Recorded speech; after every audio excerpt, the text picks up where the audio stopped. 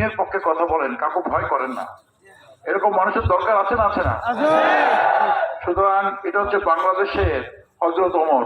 এই হযরত ওমর আরো বেশি হওয়া দরকার। হযরত ওমরের দরকার, আবু বকরের দরকার।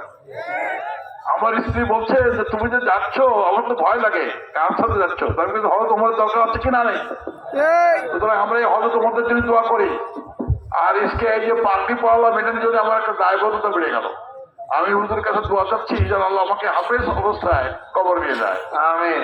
এই আমি এখন 2 পারা প্রায় কাছাকাছি চলে গেছি, তা আমি যেন এই শেষ বয়সে কোরআনটা হিফজ করতে পারি, এই দোয়াটা আপনারা করবেন। আমি হুজুরের কাছে দোয়া চাচ্ছি, সবার কাছে দোয়া চাচ্ছি ইনশাআল্লাহ। আমার কিছু বলার নেই।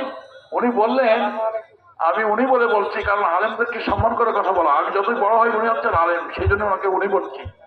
উনি বললেন যে এখানে একটা হাসপাতাল বন্ধ কিছু করা, এটা আমি দেখে গেলাম, দেখা যাক আমাদের লোকজনের সাথে কথা বলি ইনশাআল্লাহ।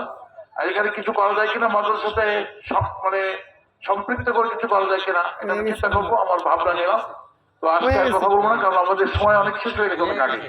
আপনাদের জন্য, আপনি আমাদের জন্য দোয়া করবেন যাতে আল্লাহর পথে থাকতে পারি, আলেমদের সঙ্গে থাকতে পারি, আলেমদের সঙ্গে না, আলেমদের মাথায় নিয়ে থাকতে পারি। আলেমদের সঙ্গে থাকাটা বলা আমার বেয়াদবি হলো, আলেমদের মাথায় নিয়ে থাকতে পারি। এই তৌফিক আল্লাহ যেন আমাদেরকে দেয়।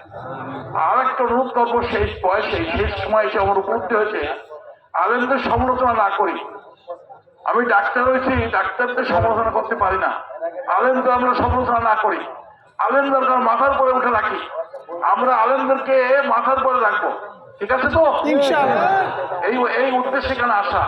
আলেমদেরকে সম্মান করি, আলেমদেরকে ভালোবাসি এবং আলেমদের কথা মতো চলি। আল্লাহ আমাদেরকে সবাইকে তৌফিক দিন।